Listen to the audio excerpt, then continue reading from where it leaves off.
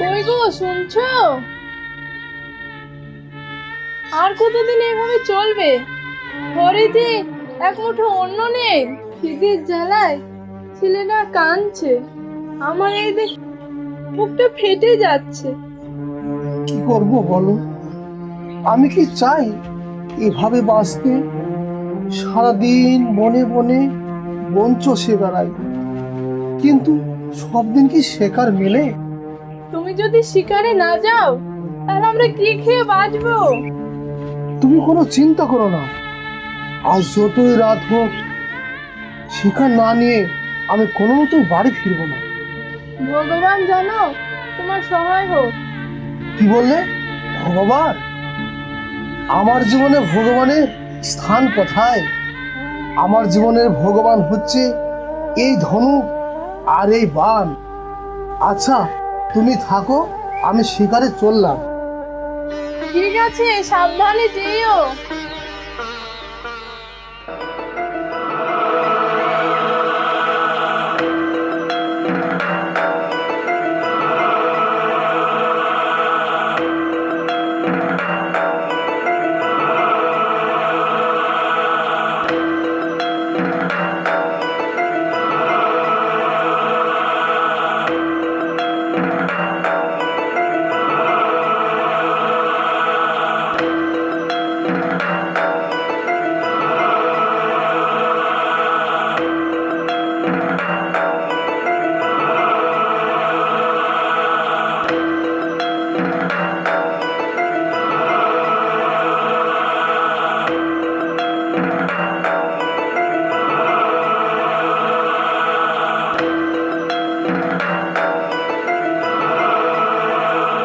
সারাদিন বনে বনে ঘুরে একটু শিকার পেলাম না, কিন্তু শিকার ছাড়া বাড়ি কিভাবে ফিরবো?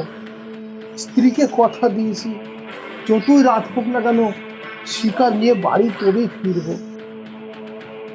আজ বন জন্য আমায় তুচ্ছ ভাবছে, কিন্তু যেভাবে হোক শিকার আমাকে করতেই হবে। ওই তো দেখছি ওখানে একটা জলাশয়, তেষ্টা নিবারণ করার জন্য ঠিকই বন থেকে পশুরা ওখানে আসবে। আমি গাছের ডালে বসে অপেক্ষা করব, ঠিক সেই সুযোগেই আমি এই বান দ্বারা তাকে আঘাত করে শিকার করে বাড়ি নিয়ে যাব। যাই।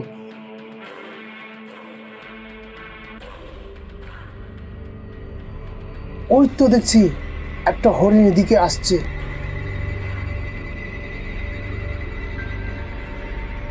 সারাদিন উপোস করে আছে, যেভাবে হোক ওই হরিণটাকে শিকার করতেই হবে।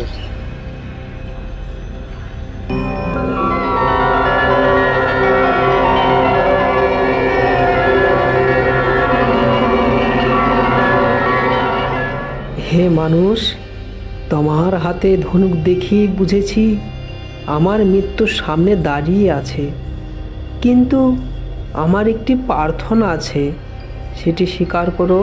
প্রার্থনা? নিজের প্রাণ বাঁচাতে তুমি মিথ্যের আশ্রয় নিচ্ছ? হ্যাঁ, তুমি সত্য বলেছ, কিন্তু নিজের জন্য নয়।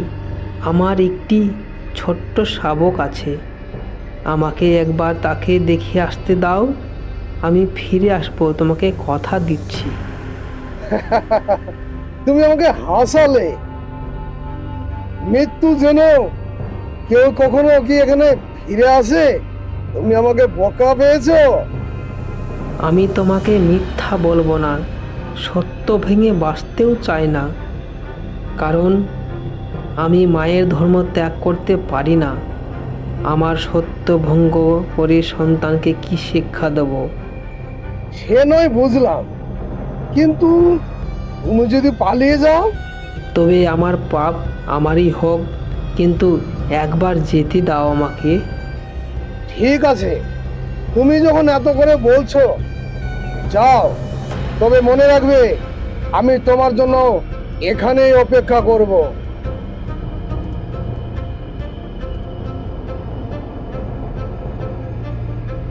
ওই তো আরেকটা হরিণ আসছে। এবার কোনো মতেই তাকে আমি ছাড়বো না। এই হরিণটাকে আমি শিকার করে তবেই বাড়ি ফিরবো।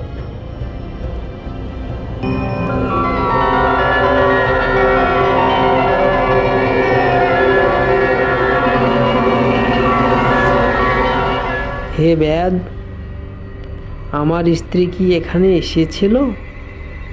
হ্যাঁ, এসেছিল এবং আমার কাছে সে প্রাণ ভিক্ষাও চেয়ে গেছে তার সন্তানদের সঙ্গে দেখা করে পুনরায় ফিরে এসে আমার শিকার হবে।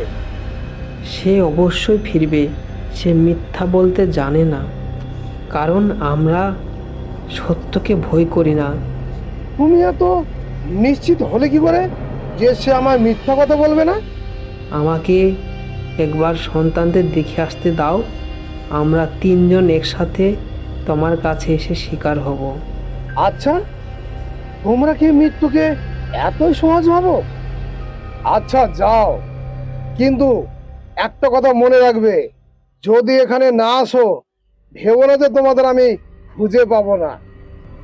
মৃত্যু ভয়ঙ্কর নয়, অসত্য ভয়ঙ্কর। আমরা প্রতিজ্ঞা করছি, আমরা অবশ্যই ফিরব। এইভাবে একে একে হরিণগুলো 4বার আসে এবং 4বার শিবের লিঙ্গের উপর জল এবং বেলপাতা অর্পণ হয় এবং শিবরাত্রির শিব পূজা পরিপূর্ণ হয়। আস্তে আস্তে সন্ধ্যা পার হয়ে রাত ঘনিয়ে এলো, কিন্তু তারা যে আমায় কথা দিয়েছে, কিন্তু তারা তো কেউ ফিরে এলো না। তাদের উপর বিশ্বাস করে কি আমি তাহলে ভুল করেছি?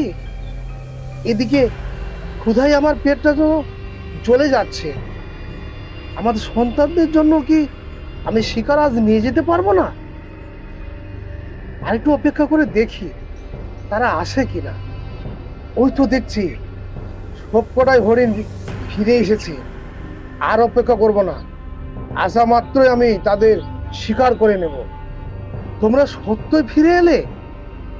হে বেয়াদ, আমরা সকলে ফিরে এসেছি। তোমরা তো আমার কাছ থেকে অনেক দূরে পালাতে পারতে। সত্য থেকে পালালে নিজের চোখে চোখ রাখতে পারতাম না। আমরা সন্তানকে শেখাই প্রাণের চেয়ে ধর্ম বড়। আরে তুমি তো ছোট, তুমিও মরতে চাও? হে মানুষ, যদি মা বাবাকে হত্যা করো, আমাকেও করো। আমি একা বাঁচব না। তোমরা বনের পশু হয়েও এত সুন্দর কথা বলো, আর আমি মানুষ হয়ে তোমাদের মতো পশুদের হত্যা করি? মানুষের হৃদয়ে দয়া থাকলে সে দেবতার সমান। আজ তোমার হাতে আমাদের মৃত্যু, কিন্তু তোমার হৃদয়ে কি দয়া নেই? এ কি আশ্চর্য! আমি বান টানার চেষ্টা করছি, কিন্তু কোনো মতে আমি বান টানতে পারছি না। তাছাড়া তোমাদের চোখে ভয় নয়, আমি যেন তোমাদের চোখে বিশ্বাস খুঁজে পাচ্ছি। তুমি কি আমাদের মারবে? আজ থেকে তোমরা আমার হাত থেকে মুক্ত। আর হ্যাঁ, তোমাদেরকে আমি কথা দিচ্ছি, আজ থেকে আমি আর কোনো দিনও স্বীকার করব না। তুমি সত্যই আমাদের ছেড়ে দিচ্ছ?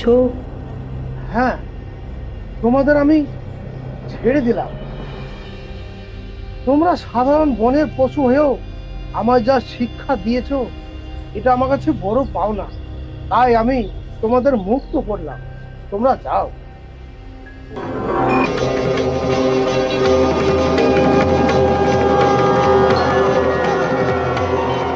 হে ব্যাস, এই কণ্ঠ, এত আলো, আপনি কে?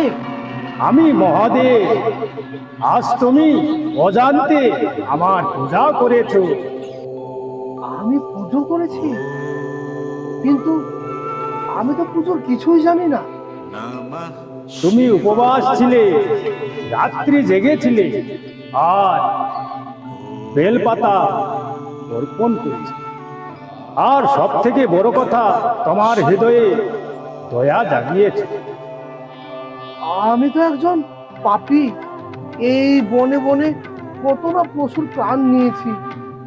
হে প্রভু, এই পাপ কি কোনোদিন আমার ক্ষমা হবে? অনুতাপে মুক্তির পর হৃদয়ের পরিবর্তনেই সত্য পূজা। আজ থেকে তোমার সমস্ত পাপ ক্ষয় হলো।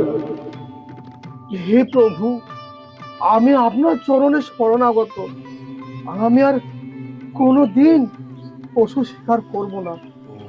হে প্রভু, আজ আমি বুঝতে পেরেছি দয়া বিনা কখনো মানুষের জীবন পূর্ণ হয় না। সত্য, দয়া, ভক্তি, এই তিনি আমার বাপ। এই উপলব্ধি তোমার মুক্তি।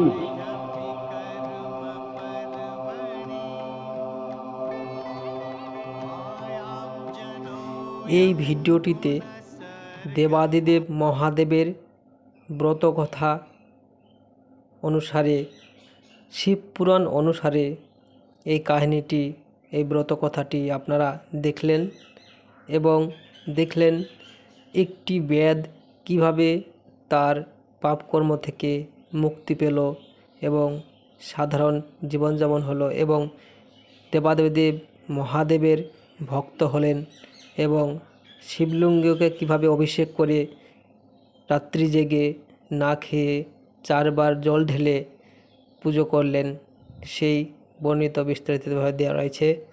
ধন্যবাদ।